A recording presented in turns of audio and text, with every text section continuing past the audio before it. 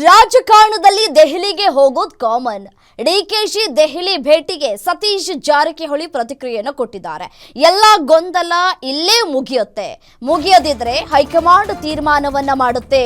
ನಾವು ಯಾರ ಪರನೂ ಅಲ್ಲ, ವಿರುದ್ಧವೂ ಅಲ್ಲ, ತಟಸ್ಥವಾಗಿದ್ದೇವೆ. ರಾಜಣ್ಣ ಪತ್ರ ಬರೆದು ಜಸ್ಟಿಫೈ ಮಾಡಿಕೊಂಡಿದ್ದಾರೆ. ರಾಜಣ್ಣ ಡಿಕೆಶಿ ಭೇಟಿಯಲ್ಲಿ ವಿಶೇಷ ಏನೂ ಇಲ್ಲ, ಒಂದೇ ಪಕ್ಷದವರು ಭೇಟಿ ಮಾಡೋದು ಕಾಮನ್, ರಾಜಕೀಯದಲ್ಲಿ ಕೋಲ್ಡ್ ವಾರ್ ಇದ್ದೇ ಇರುತ್ತೆ ಅಂತ ಹೇಳಿ ಬಾಗಲಕೋಟೆಯಲ್ಲಿ ಸಚಿವ ಸತೀಶ್ ಜಾರಕಿಹೊಳಿ ಹೇಳಿಕೆಯನ್ನ ಕೊಟ್ಟಿದ್ದಾರೆ.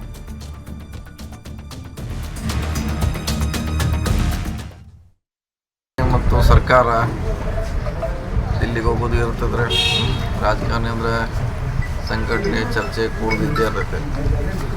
ಇದರಲ್ಲಿ ಏನು ನಮಗೇನಂತ ವಿಶೇಷ ನಡೆಸೋಲ್ಲ. ಡೆಲ್ಲಿ 27 CWC ಇದೆ, ಆ ಕಾರ್ಯಕ್ರಮ ಆ CWC ಮೀಟಿಂಗಲ್ಲಿ ಮುಖ್ಯಮಂತ್ರಿಗಳಿಗೆ, CMಗೆ ಮತ್ತು DCMಗೆ ಆಹ್ವಾನನೇ ಇಲ್ಲಲ್ಲ ಸರ್ ಈ ಸಲ?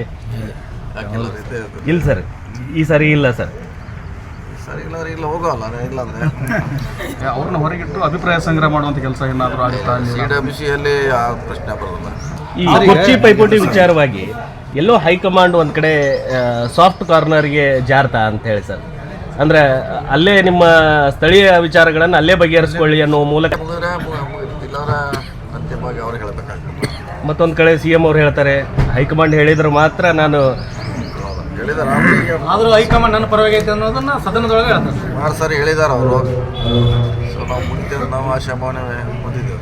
ನೀವೇನು ಹೇಳ್ತೀರಿ ಸರ್? DKಶಿ ಅವರು ವ್ಯರ್ಥ ಪ್ರಯತ್ನ ಮಾಡಕತ್ತಾರಂತೀರೋ? ನಾವೇನು ಹೇಳಿಕ್ಕಾಗಲ್ಲ, ಅಥವಾ ಪರವಾಗಿಲ್ಲ ವಿರೋಧವಾಗಿಲ್ಲ, ನಾವು ತಟಸ್ಥವಾಗಿದ್ದೇವೆ ಅಷ್ಟೇ.